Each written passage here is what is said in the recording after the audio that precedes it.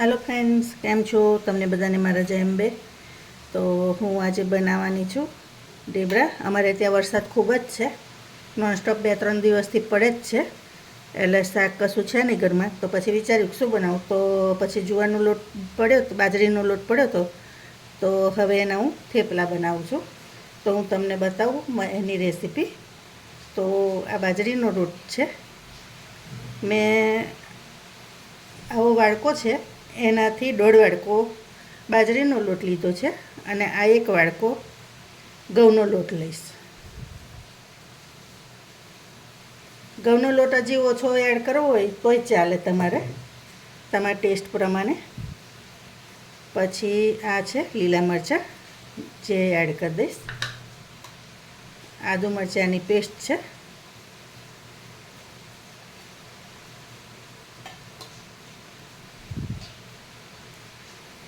आ कसूरी मेथी है जे मैं पानी में पलळ राखी थी। तो मेथी तो है नहीं, तो पछी कसूरी मेथी थी आपणे बनावीशुं।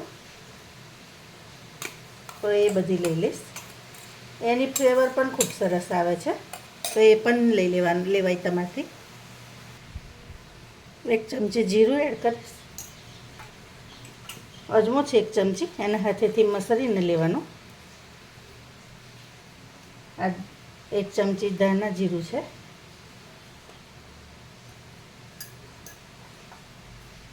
1 चमची हळदर, आ तीखું मरचું છે। તમારે જે રીતે तीखું ખાવું હોય એ રીતે તમારે વધઘટ કરવાની। હવે આ બધું આવી રીતે ઠાળો કરી લઈશું। એમાં 1 ચમચી ગોળ લીધો છે। ગળ પણ તમારે એડ કરવું હોય તો કરવાનું, ના કરવું હોય તોય ચાલે। આ છાશ છે, ખાસ એ યાદ રાખવાનું કે છાશ હોય કે દહીં હોય, થોડુંક ખાટું હોય ને એવું લેવાનું। તો આવી રીતે ગોળ એમાં વગાડી લેવાનો।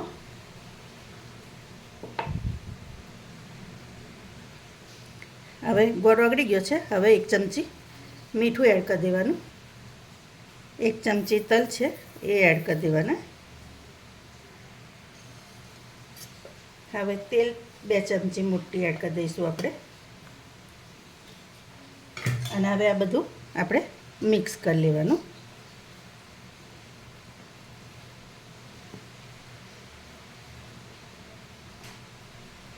આમ તો દહીં વધારે હોય તો તમે એકલા દહીંથી પણ લોટ બાંધી શકો।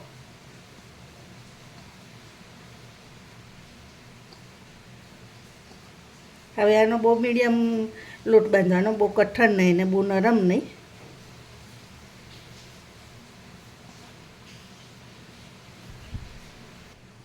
તો ફ્રેન્ડ્સ જો મેં આવી રીતનો લોટ બાંધી દીધો છે।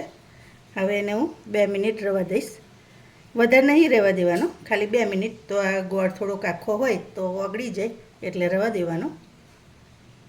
ચાલો, હવે ફ્રેન્ડ્સ આવી રીતે મેં લૂવું લઈ લીધું છે અને એને આપણે આવી રીતે મૂકી દઈશું।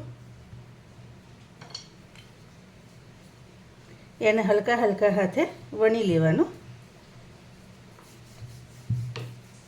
તમને જાડું ગમતું હોય તો થોડુંક જાડું રાખજો, નહીં તો પતલું થોડુંક કરજો।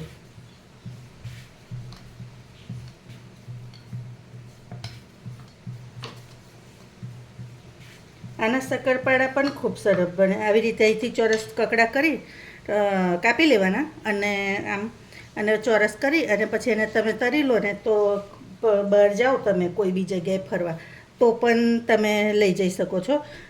7-8 દિવસ સુધી આ બગડતા નથી બહાર પણ। તો ફ્રેન્ડ્સ હવે આને આ લોળી મૂકી છે મેં, એ તપી ગઈ છે। તો હવે એનામાં આપણે થેપલું નાખી દેવાનું અને બીજું વણી લઈશું।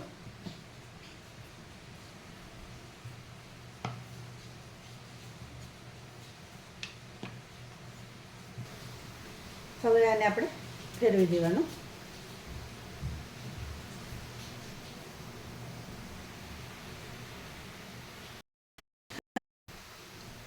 તો નીચેથી આપણે આવી રીતે થઈ જવા દેવાનું અને પછી તેલ એડ કરી દેવાનું।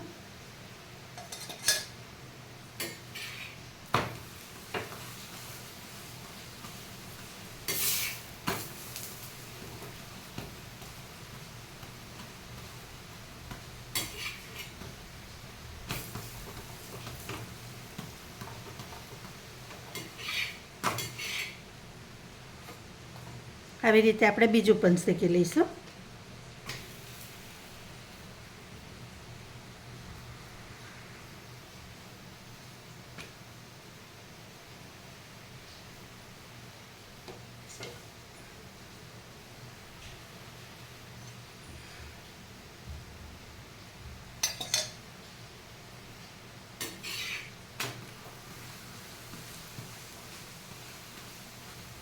આવી રીતે બંને સાઈડે શેકી લેવાનું. આ થેપલા ગરમ ગરમ એ ખાવામાં ખૂબ મજા આવે છે, ઠંડા થાય તો પણ ખૂબ મજા આવે છે. તો તમે પણ આ રીતના થેપલા બનાવજો. આમાં દાણા હજુ વધારે હોય, પછી મેથીની ભાજી હોય તો પણ બહુ સરસ લાગે છે.